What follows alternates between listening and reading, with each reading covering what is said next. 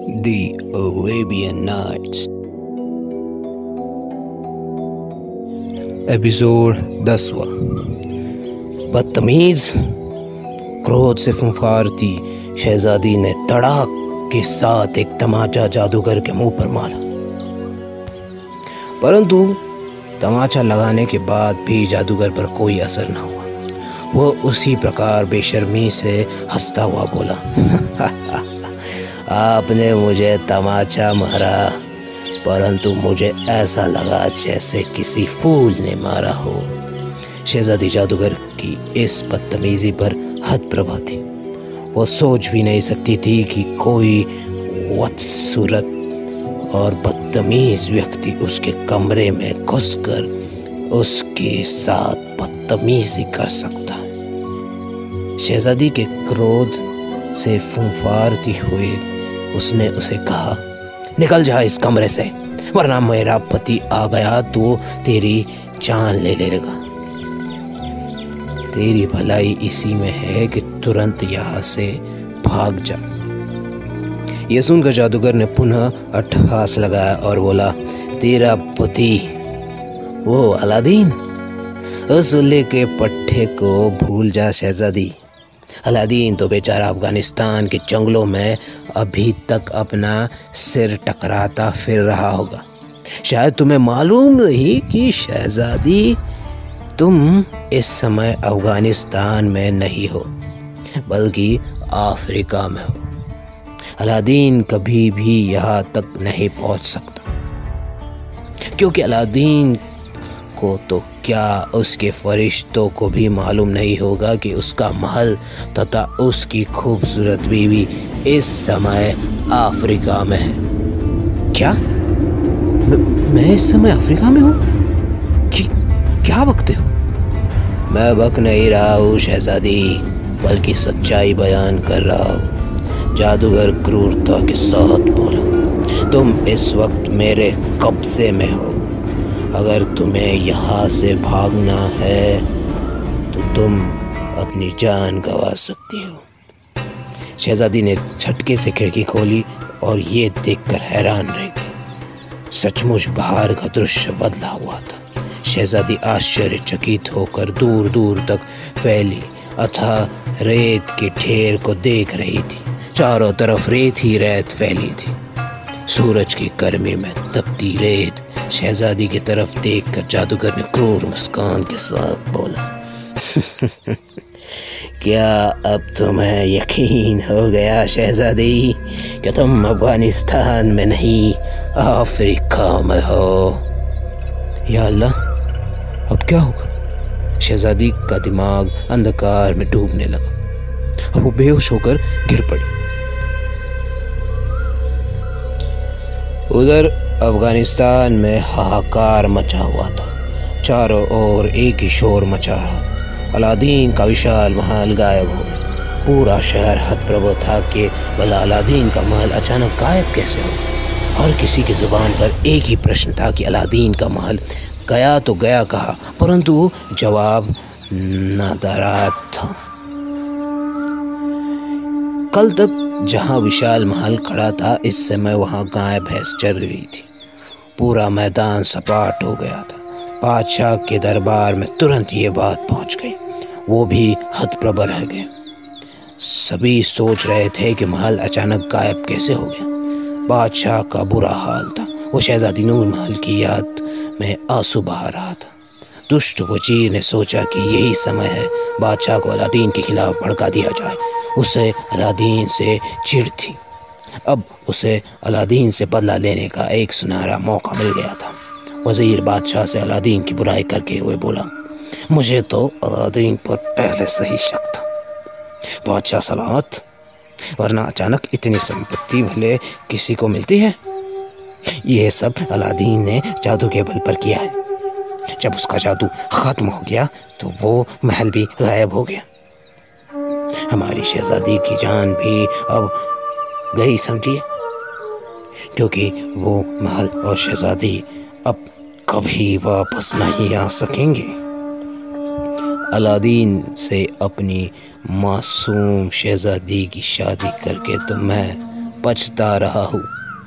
बादशाह ने आंसू पोंछते हुए कहा, अगर हमें वो धोखेबाज अलादीन मिल जाए तो हम उसे नहीं छोड़ेंगे, उसे बंदी बनाकर कारागार में डाल देंगे। अगर आप हुक्म दें तो मैं अलादीन की तलाश करने की कोशिश करूँगा।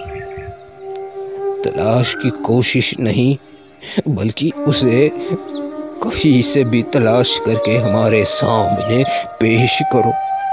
बादशाह क्रोधित होकर बोला, फौज के हर सिपाही को आदेश दिया जाए कि वो अलादीन को कहीं से भी तलाश करके लाए, चाहे अलादीन पाताल में हो या कहीं और। उसे जल्द से जल्द हमारे सामने पेश करो।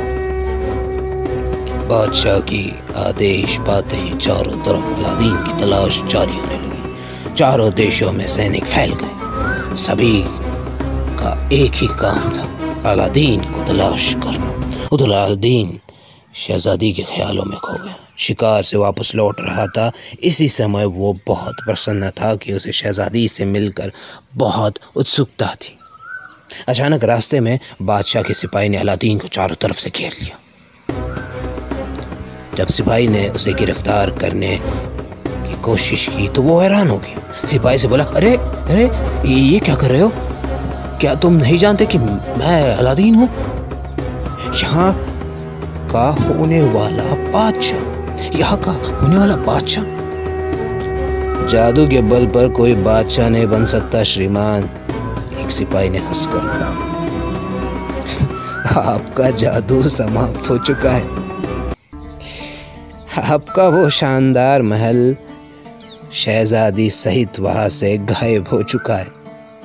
अब वहां पर गाय भैंसे चल रही हैं।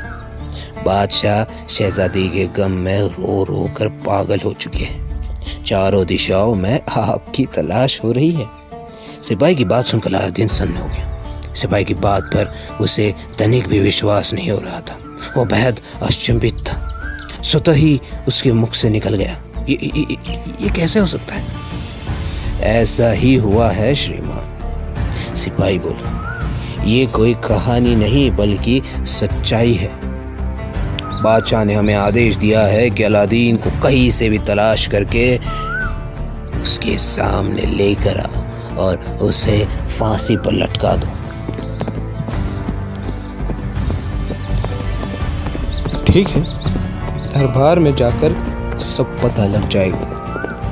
फिर सिपाहियों ने अलादीन को गिरफ्तार कर लिया और बंधक वापस बांधकर बादशाह के पास ले गए।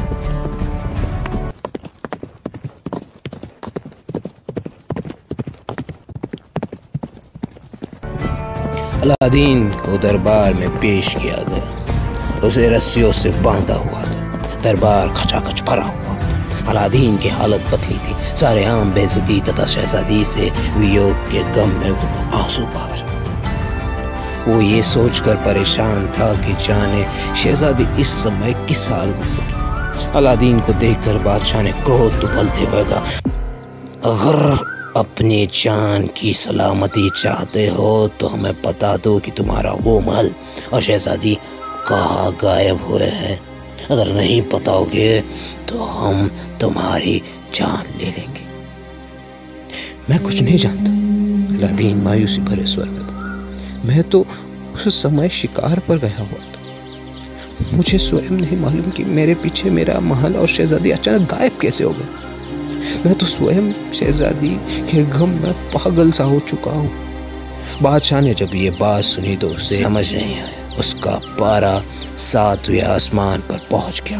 क्रोध से फुंकारता हुआ उन्होंने फैसला दिया, मेरी मासूम बेटी की जान इस कम वक्त की वजह से गई है, अतः मैं इसे मौत की सजा का हुक्म देता हूँ। कल सुबह इसकी गर्दन इसके धड़ से अलग कर दी जाए। आदेश देकर बादशाह क्रोध से पैर पटकाता हुआ चला गया।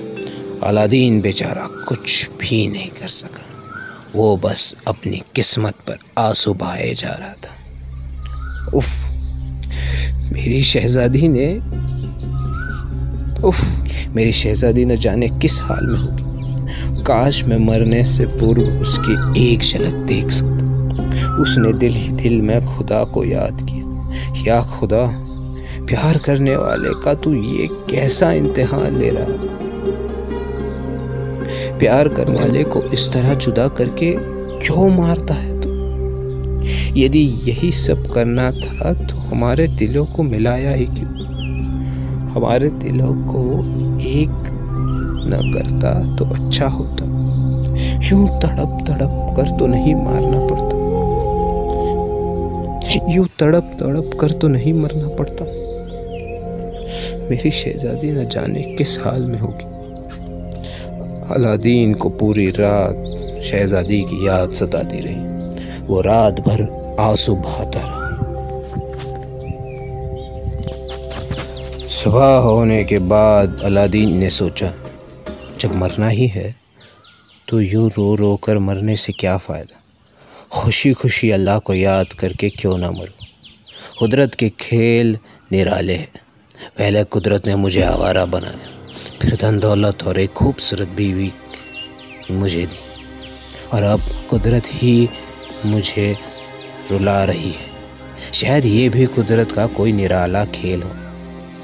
अंत में अलादीन ने निर्णय किया कि वो हंसते हंसते फांसी पर झूल जाएगा। दुनिया के मोहपोश से निकलकर अब उसे शांति से मरना चाहिए। शायद किस्मत में यही होना लिखा था। ये सोचकर अलादीन ने संतोष की सांस ली और खुदा को याद करने लगा। उसने दुआ की कि या अल्लाह, मेरे मरने के बाद मेरी आत्मा को शांति देना। दोस्तों, ये था द अरेबियन नाइट्स का एपिसोड 10वां। अगला एपिसोड जल्द ही हाजिर होगा। तब तक सुनते रहिए, सब्सक्राइब कीजिए, ट्यून इन कीजिए createyourEars.in।